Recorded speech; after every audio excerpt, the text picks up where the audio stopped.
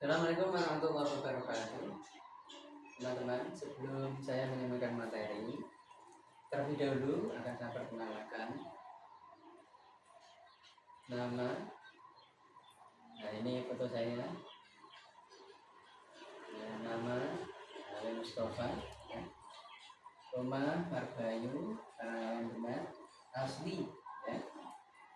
Tempat tugas SD Terus juga Karanganyar Demak. Istri 1, anak 4, saudara 4.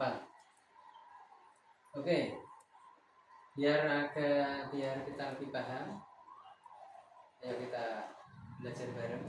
Dan nanti kalau ada hal yang kurang pas, teman-teman boleh bisa membenarkan. Oke, teori belajar kognitif, ya. Yaitu teori belajar menurut David Ausubel tahun 1918 sampai 2008.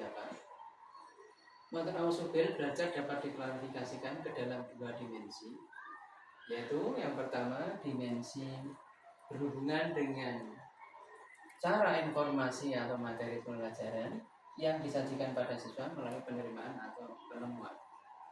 Yang kedua, dimensi menyangkut cara bagaimana siswa dapat mengaitkan informasi itu diingat oleh siswa pada struktur kognitif yang telah ada yang meliputi fakta, konsep, dan generasi yang telah dipelajari.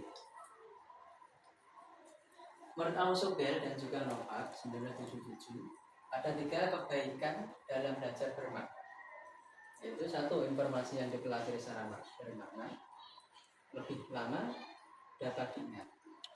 2, informasi yang tersubstansi berakibat pada peningkatan diferensiasi dari subsumer, jadi memudahkan proses belajar berikutnya untuk materi belajar yang mirip.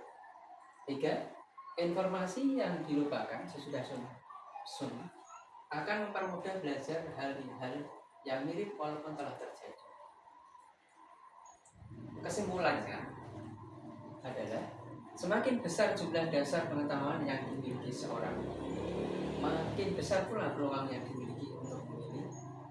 Demikian pula, semakin baik cara penataan pengetahuan di dalam dasar pengetahuan, makin mudah pengetahuan tersebut diseluruh dan dimunculkan kembali pada saat yang diperlukan.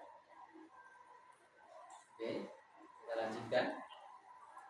Teori belajar menurut Gagne 1919 sampai 2002. Yaitu 1, belajar tanda sinyal, ya. Menurut Gagne, belajar konsep merupakan suatu bagian dari suatu hierarki 8 bentuk belajar. Setiap tingkat belajar bergantung pada tingkat-tingkat sebelumnya, ya. Nomor 1 sudah kami sebutkan tadi. Nomor 2, belajar stimulus respon. 3, belajar merangkai tingkah laku. 4, belajar asosiasi verbal. 5, belajar diskriminasi. 6, belajar konsep. 7, konsep terdefinisi. Terakhir, belajar memecahkan masalah atau problem solving. Oke, kita lanjutkan. Menurut Gagne ada 5 kemampuan hasil belajar, yaitu 1, keterampilan intelektual. 2, strategi kognitif. 3, sikap. 4, informasi verbal. 5, keterampilan motorik. Oke. Implementasi teori belajar kognitif dalam pembelajaran. Dari beberapa teori yang ditemukan oleh para ahli penganut kognitivisme di atas, ada beberapa aplikasi yang harus diterapkan dalam proses pembelajaran, yaitu 1, belajar tidak sekedar melibatkan hubungan antara stimulus dan respon, tetapi lebih dari itu, belajar melibatkan proses berpikir yang sangat kompleks. 2, siswa bukan sebagai orang dewasa yang muda dalam proses berpikirnya, tetapi mereka mengalami perkembangan kognitif melalui tahap-tahap tertentu. 3, siswa harus diberikan kesempatan untuk belajar sesuai dengan kemampuannya, sehingga kemudian waktu belajar untuk setiap siswa harus lebih fleksibel. Yang selanjutnya, Yang keempat, anak usia prasekolah dan awal sekolah dasar akan dapat belajar dengan baik, terutama jika menggunakan benda-benda. Gimana teman-teman? Gak paham? Oke, saya lanjutkan.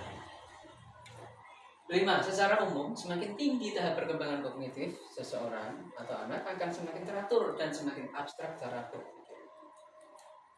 Nah, proses belajar akan berjalan dengan baik dan kreatif jika guru memberikan kesempatan kepada siswa untuk menemukan suatu konsep, teori, aturan, atau pemahaman melalui contoh-contoh yang dijumpai dalam kehidupan.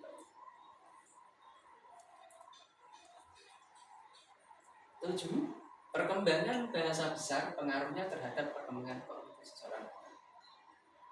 8. Penyusunan materi pelajaran harus diatur dari yang sudah diketahui menuju kepada yang baru, dari yang sederhana menuju kepada yang kompleks, dan dari yang mudah menuju kepada yang sulit.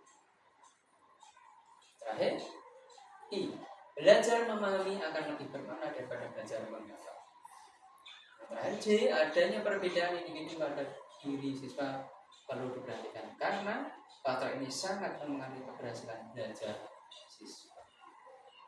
Itulah teori kognitif dan biologi.